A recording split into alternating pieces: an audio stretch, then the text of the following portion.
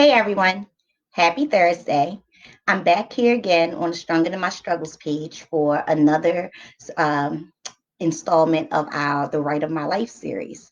So I'll remind you again, like I do every week, that I'm multi-streaming from multiple pages. So if you're commenting to me and you want me to be able to talk back to you, you have to comment on the Stronger Than My Struggles page. That's the only place I'm going to see the comments. But if you comment somewhere else, I will come back later and reply to you so that we can continue the conversation. I hope everyone's having a great day. I hope that you've been enjoying the other videos that I've done the past 3 Thursdays and that you enjoy these new companion guides that we put together to go along with whatever I'm teaching from week to week. I really love the companion guide that we did last week, and I think you'll love the one that we have for you today. So make sure you go ahead and grab that. And if you're on the email list, then I'll probably be sending them out on the email list really soon because I want to make sure that everybody gets them, even if they didn't have a chance to tune in with us live. So today, I came to talk about the power of storytelling because I know that everyone has their own story to tell. And whether you know it or not, you have something to teach the world. And it's not just about what degree you've achieved or how far you've made it in your career, but because you're still here, you've made it to where you are. You have a story to tell that could help someone else along their way, or maybe that could save or change your life. So today, I really want to talk about being able to tell your story in a most compelling way to achieve your goal, whatever that may be. So, the first thing that we want to do when we start talking about sharing our story is to think about our purpose for sharing our story. You want to start with a message. You have to, you know how they say start with the beginning in mind? That's kind of what you have to do when you're either telling your story, writing a speech, writing a book. You have to start with the ending in mind. So you have to ask yourself, what do I want the reader or listener to take away from my story? And every story you tell is going to have a different takeaway. And it's important to remember that while your life may be full of a bunch of things that equal to your whole story, that each individual incident, each moment, each thing in itself is its own story. And so you can always take the opportunity to tell this broad story, but you can also take the time to learn small pieces of your story to share, and that way you can always bring it back around to whatever the point of your big story is. So when I say start with the beginning in mind, with the end in mind, I'm going to use one of my books today as an example as we go through this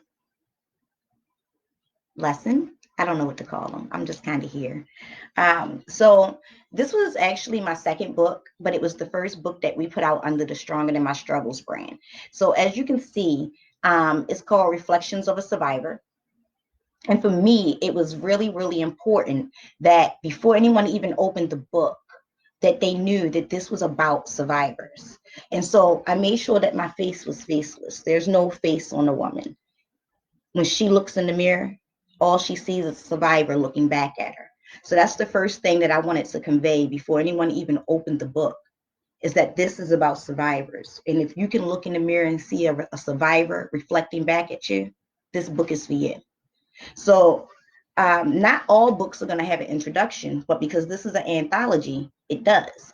So I use the introduction as a way to, as I said, give the reader a message just from jump.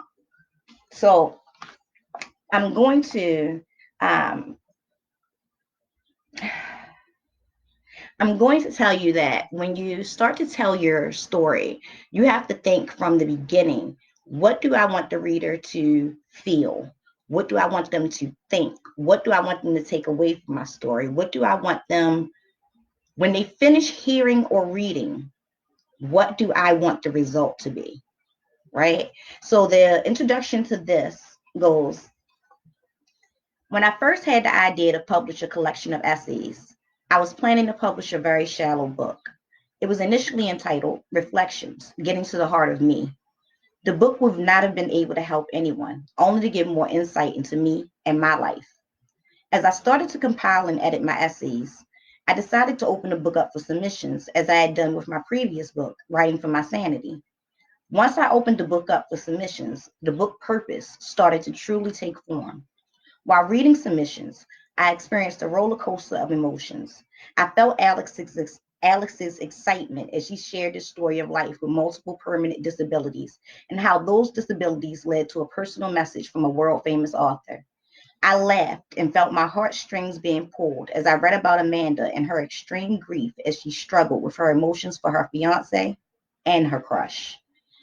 I wanted to sit Arlene down and have a long sister to sister girl talk and tell her how proud I am of her for the mindset. How proud I am for her for the mindset that allowed her to, for getting out of the mindset that allowed her to be abused. So, Amani's story of family betrayal made me think of the constant turmoil in my own family. Sierra's will to create and show the world that just because she's not as mobile as some, her mind just is as active as everyone else's. Each contributor has their own struggles, fighting the stigma of mental illness, overcoming the pain of rape and molestation, low self-esteem, being legally blind, wheelchair bound, fighting domestic violence, as well as many others.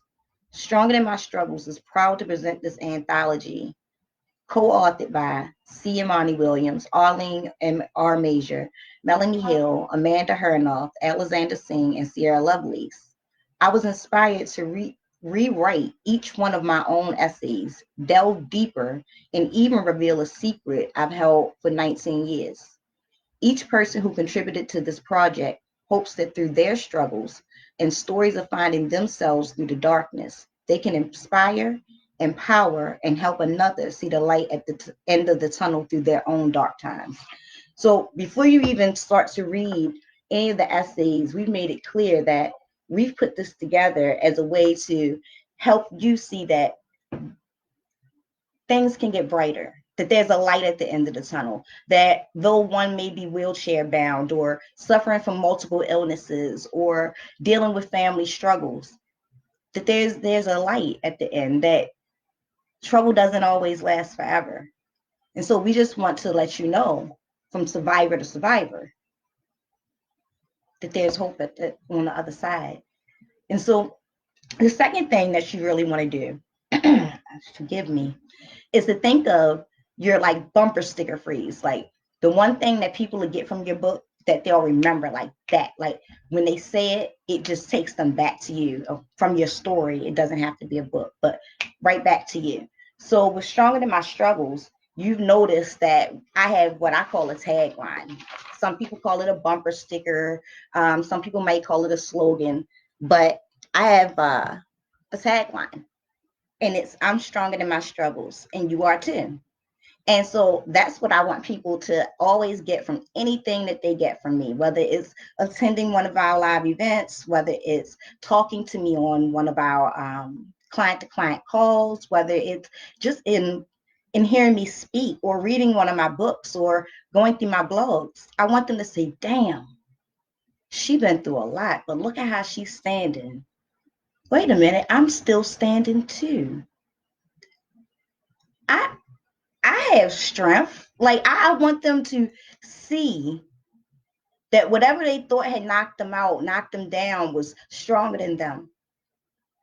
That there are survivors all around. And we can't tell that we're around survivors because they don't look like what they've been through. You know? Excuse me a second.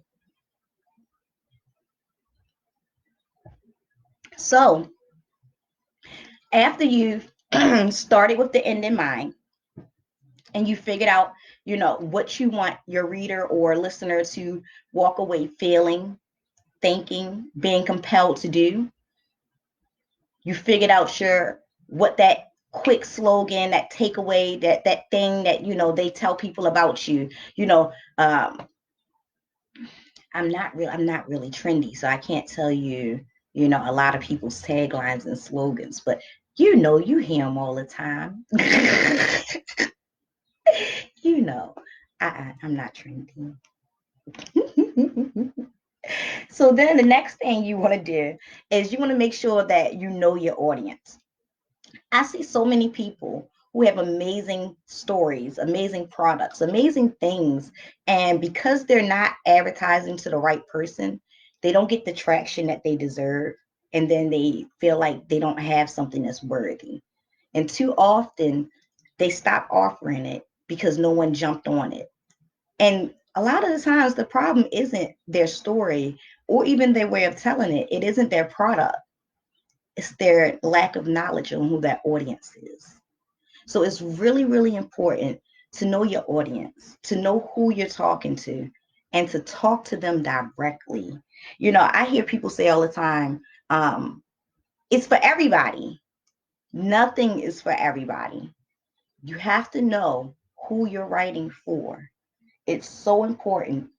So you want to make sure that you know who you're talking to so that you can craft a story that reaches them directly. So like it's a different way of speaking when I'm speaking to a group of teenage girls versus when I'm speaking at a business event versus when I'm speaking at an event for survivors. I have to tell the same stories, but I have to wrap them in other content that is pertinent to the people that I'm talking to, because the story needs to always be relevant to who you are talking to or who's reading your book. And you can't assume that everyone's going to pick it up, but you must assume that when the right person picks it up, when the right person hears it, they're going to tune in and they're going to be so compelled to listen or read every word that that's what matters. And so it's really, really important to know who you're talking to. Um, Once you've locked in on who you're talking to, what you want them to take away, and your tagline, then it's time to get to starting to tell your story. So when you start to tell your story, again, you're starting with the end in mind, and you're starting with thinking about how you want the reader to feel, what you want them to think, and what you want them to be compelled to do. So when you start sharing your story, you don't want it to be too wordy. You don't want to like over exaggerate because you don't want a person to get bored or frustrated with you before you even start to talk, right? So again, I'm gonna go back to Reflections of a Survivor, and I'm gonna do examples from one of my essays. So this is an essay called Death or a New Beginning. So again, you want to make sure that you're hooking them in from the beginning. So I try to hook you in. And it starts with, I felt like my life had ended.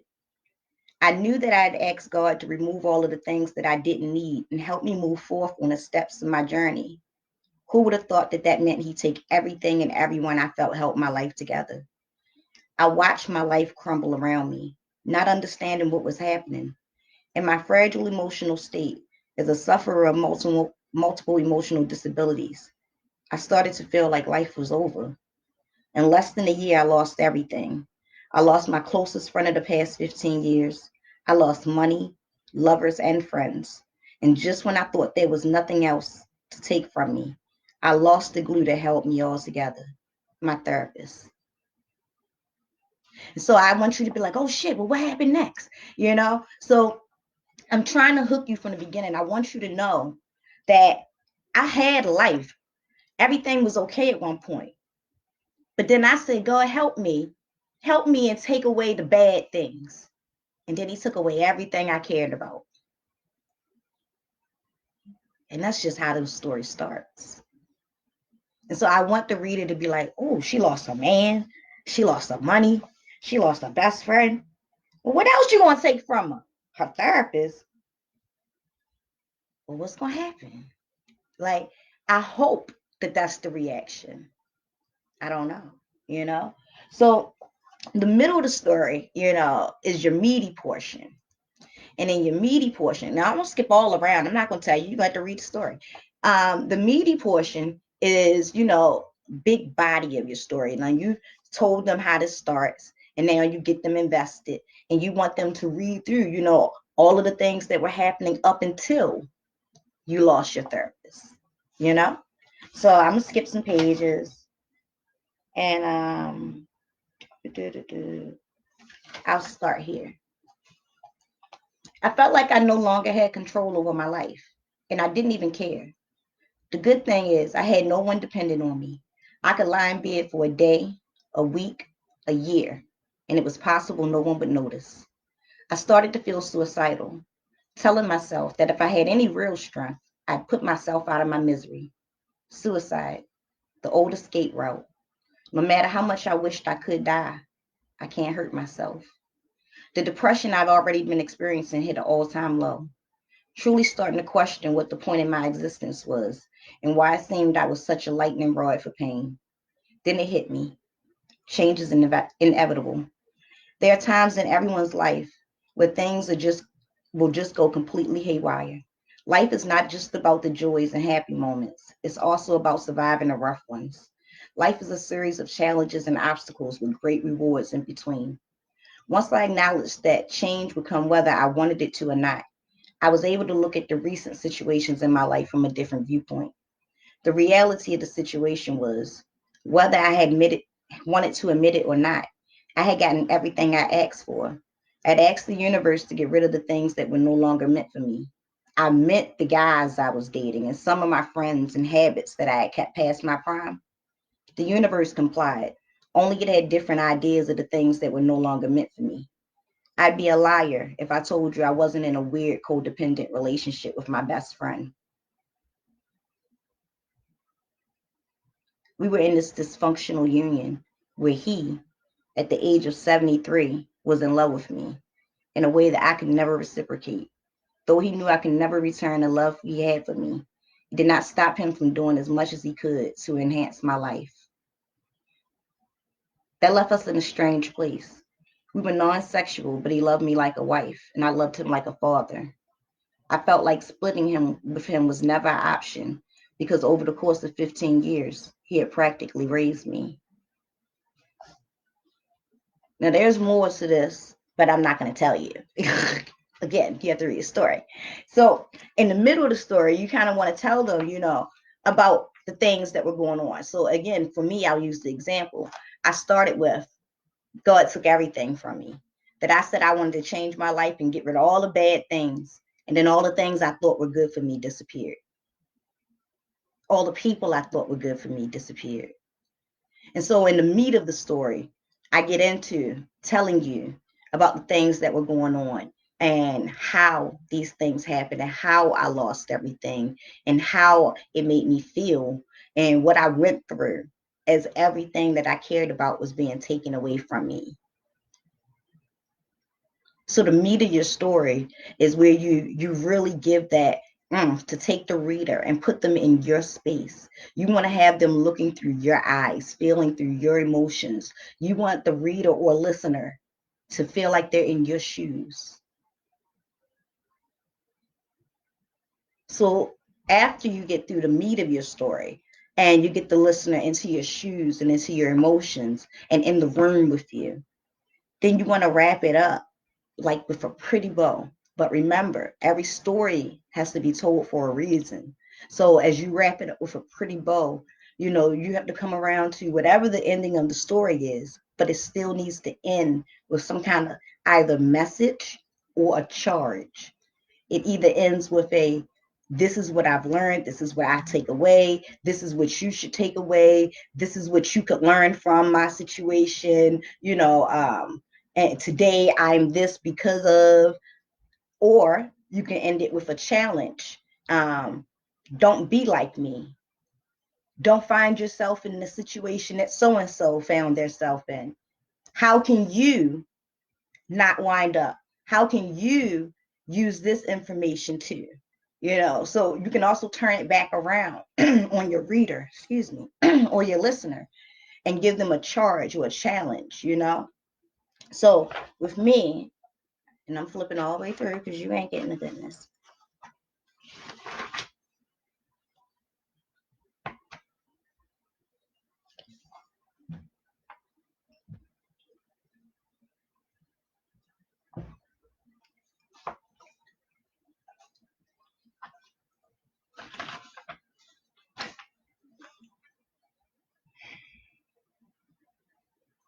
I tried to be hard-headed and ignore the universe and its message that it was time to stand on my own 2 feet. I promoted a very good friend to best friend status when my bestie passed. That was a mistake. I tried to fill a void that the universe didn't see. For my own comfort and reassurance, I needed someone in that position. The person I elevated wasn't prepared for that spot in my life. While he's a great friend, the support I looked for in a best friend wasn't there. That only led to us having problems because he was asked to live up to a job he didn't sign up for. Finally, I had to realize that the universe was trying to get my attention. I started to hang out with new people and to move in a different crowd business wise. Things that I told my therapist I would do when I got better, I started to do. Within 2 months of leaving therapy, I wrote her to tell her I had published not one, but 2 books. I shared with her that the 7 years in her office telling my story prepared me to stand in front of crowds of people sharing my story. I now found myself being seen and billed as a motivational speaker, someone who had overcame adversity.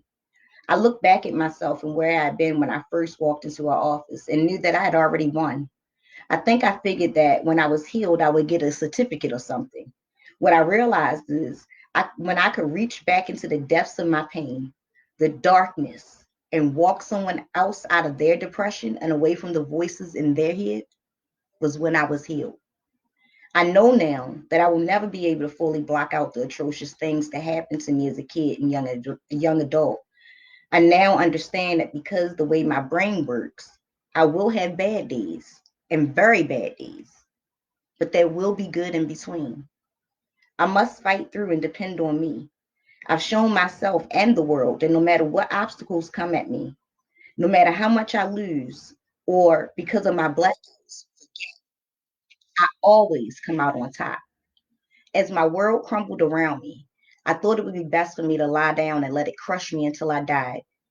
Out of the rubble, I climbed stronger, wiser, and knowing I was no longer codependent on anyone. I was no longer a victim. I was a survivor, and I was strong enough to support myself, even on my worst days. And that's how the book ends because that's what I want a survivor to feel. That's the last thing I want them to read is that even on their worst days, they can find their strength, that they can see the good in everything that happened, is that they're still here. You know, it didn't have to end the way that you wanted it to end, but the fact that it ended and you're still here is the reward because now you get the chance to start over, to do whatever you want, to live freely. I would have never thought that losing my best friend and my therapist would be the catalyst of me finding peace in my life. Never. If you'd have asked me what I had been willing to give up in order to have the life that I have today, I probably would have given up everything but them.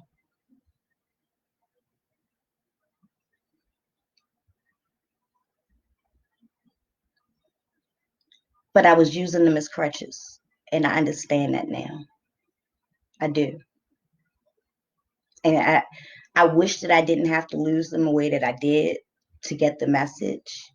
And that I had been strong enough to stand on my own 2 feet while they were around. I would have loved for them to see all the things that I've been able to do. But I've learned, even through sharing my own story, how strong I am, you know? And it's important that when we share our story, whether written or verbally, that the reader or listener be able to feel our emotions, to be able to feel themselves in our shoes, in our situation, to be able to see themselves in their situations through our eyes. So today, we talked about the power of compelling storytelling. We talked about making sure that we have a purpose for telling the story because when you tell a story, people are looking for what they're supposed to get out of it. So whether we're writing or we're speaking, we want to make sure that we start with the end in mind. And that's what we want the person that is listening or reading the story to walk away with, what we want them to feel, what we want them to think, what we want them to be compelled to do. And then you want to think of something that's like a slogan or a tagline, something that people will immediately think of you when they hear it. And for me, again, it's I'm stronger than my struggles, and you are too. And then we want to make sure that we have our audience locked in and we know exactly who we're talking to.